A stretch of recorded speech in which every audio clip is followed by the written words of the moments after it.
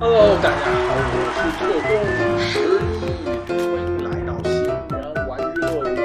这次带来的是炎龙战甲塞拉斯的开箱啊，是赛米的坐骑啊，应该也是和之前我们介绍过的暗龙战甲一样，都是一个异轮的这样一个造型。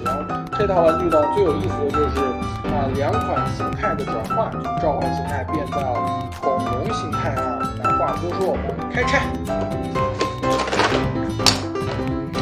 内容物就是这三个，一个恐龙机甲，一个专属的模样盘，这个是一个暗红色模样盘，还有一个赛米的特工人偶。每款其实它的样式都不太一样啊，但是整体规格都是一样的。然后机甲依旧是可以伸展展开，也是一个搭配着赛米的这种红色的样式。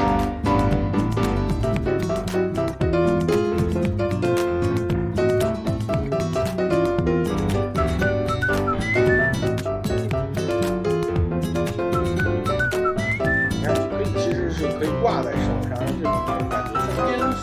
然后它也是可以把小人偶骑乘在上面，骑在上面，这样一个完成一个动画中的这种战斗这样一个样式。看它的翅膀也是可以360度转。哎，我刚发现这个里面啊，还藏有一个小爪子，细节还非常丰富啊！你看这个翅膀上一样有一个小爪子。然后我们赶紧来看一下它的变形模式。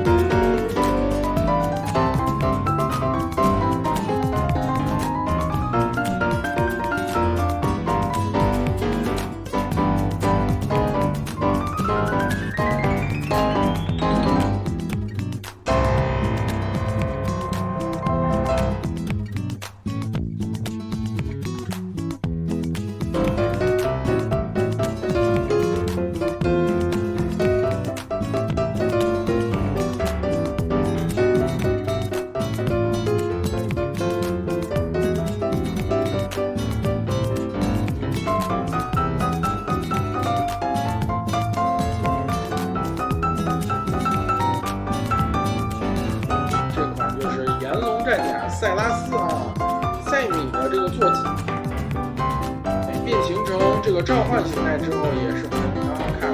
它这个每出眉毛就颇有这个大特的这样视觉效果，而且这个甚至像大龅牙啊，这个只有上排3个牙齿这种样式，是不是呢？好，那以上就是我们本期的开箱啦。觉得这款玩具怎么样呢？在评论区里告诉我们吧。如果你喜欢本期节目，希望你可以点赞、收藏、加关注啊。这期节目就到这里啦，我们下期再见吧，拜拜。